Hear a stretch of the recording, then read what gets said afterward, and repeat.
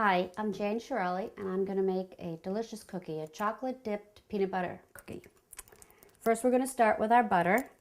It's going to be half a cup, which is 1 stick, room temperature. Then you're going to put your peanut butter in, half a cup. I prefer Peter Pan peanut butter, and usually you want to pick the type that you like, and I think it makes a difference that you pick a brand that you like. For a while there, I couldn't get this type, and I think it made a real difference in the taste of my cookie. And then you're going to mix that for about 30 seconds. Make sure everything's warm. And it's just a rough estimate, about 30 seconds or so, just till it's all blended. Now I'm going to scrape the sides. Let's see here. Scrape it in. You can see it's not fully blended yet, so I'm going to do it a little bit more. Depends on how soft your butter is. This butter isn't too soft yet, so I'm going to let it go a little bit more. There's no harm in doing it a little more. This cookie recipe came from my grandmother, and I've just altered it a little bit. There we go. Okay, now we're going to add our sugars. You're going to use regular sugar and brown sugar. I use light brown sugar. It's going to be a half a cup of each. So you're going to put in your half a cup of your regular sugar, half a cup of brown. Then you're going to mix that up. Start slow so it doesn't go flying out of your mixer. And then work your way up. Again, about 30 seconds or so.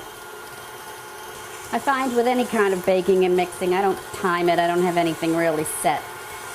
Just keep an eye on it, watch it, and when it seems all mixed, then you're done.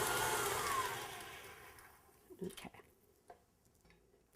Now we're going to put our egg, 1 egg. Then we're going to put a little bit of vanilla, half a teaspoon.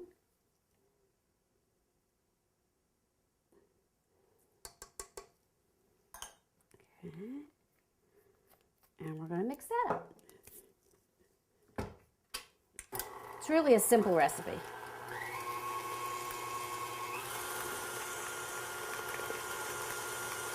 smells so good.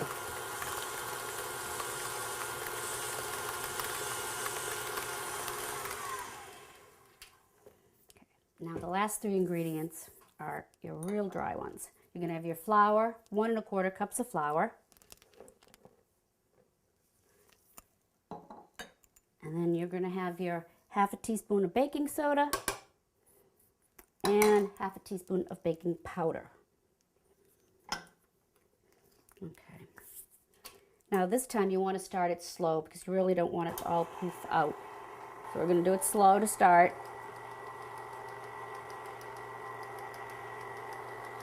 And then start to pick up some speed once you see that the flour and all the whites have mixed in.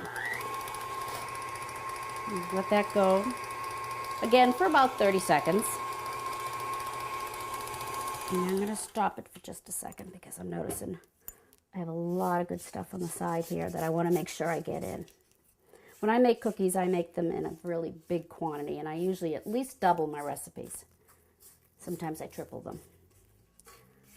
So I make sure I scrape my sides and I get as much of the dough and all the ingredients so I can get as many cookies as I can out of these, because I usually make them for my family, and I usually bring them for holidays, or I bring them during the summer. I bring them to the Cape for all my family when we go there, and I need a lot of them because there's a lot of us. So I don't waste any of my dough. Now I'm really going to give it a really high beating. Make sure I get everything mixed. Sometimes the brown sugar can be clumped. You want to make sure you get any of that out. There we go. Now, the thing with this dough is that this cookie, you want to stay a little thick. So if it's hot, or if you feel your butter was a little too soft, you may want to chill it afterwards. So you could take this dough after you clean off your beater piece here. And put this right here, right in this bowl. I pop this into the refrigerator, leave it there for about an hour, and just let it get a little bit chilled. Okay, now the dough's been in the fridge for about an hour chilling. And now we're going to take our dough and put it onto the cookie sheet. I have my oven preheating to 375, so that'll be ready for us. Now what I do, since I'm going to dip the cookies, is I use a spoon. And you can decide what you want. I used a smaller spoon, but if you want, you can use a bigger one. Because I want a certain shape so that the cookie is nice to dip. And it's all up to you if you want a big cookie or if you want a smaller cookie. So I'm going to use the smaller one right now. And I take a good size chunk of the dough. And then I just kind of mold it. So it's kind of in the shape of the spoon. And this is just basically how I like the shape. You could do anything you wanted with it. And then I just kind of roll it off and I put it on my sheet. These cookies do spread, which is another reason that we do the chilling, is because the more it's chilled, the less it will spread. But you do have to leave space, so never put too many on your cookie sheet. So I never put more than 3 per row. You'll also notice that I have one of these silicone sheets on my cookie sheet because you're supposed to have a greased cookie sheet. And before these, I used to use the buttering them up with the flour. And I always burned at least one batch of cookies. Every time. I'd always burn at least the first batch. These things are great. I never burn them anymore. And it's easy to clean up. Neaten them up a little bit.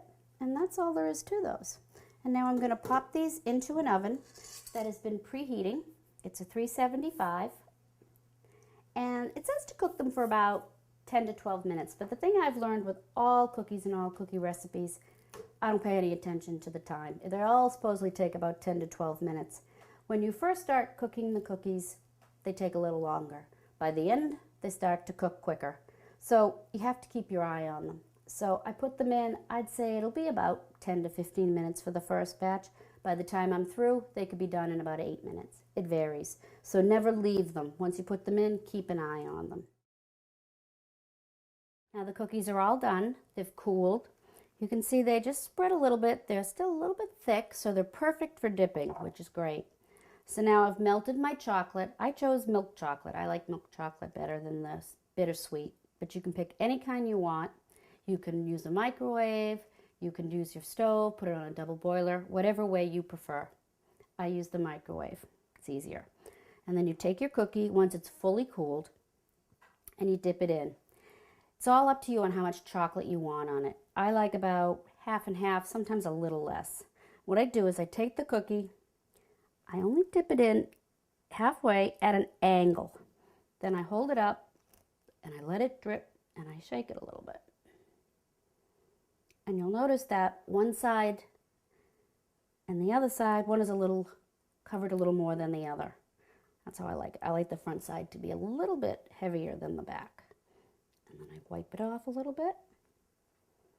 And then I lay it down on a piece of wax paper on a cookie sheet. Because what you're going to need to do next is you're going to need to put this into the freezer for about 5-10 minutes. That's all it takes, just to give it a quick chill so that the chocolate hardens. This one I didn't dip it in as much, but again, the back side is not covered quite as much as the front. Let it drip. And it's really important to let it drip, because otherwise when it settles, when you take them out of the freezer, you'll notice some of the chocolate melts out and the cookie's just not quite as attractive. Still is tasty, but it doesn't look as nice. I think I'm going to go really big on this one. Some people like it with more, some people like it with less. And that's really about it. You pop these in the freezer, you let them chill, and once the chocolate has hardened, you're all set. You don't have to keep them in the freezer. You can store them in the fridge if you want to, but you don't have to. And they're really delicious. So that's it. You have a delicious chocolate dipped peanut butter cookie.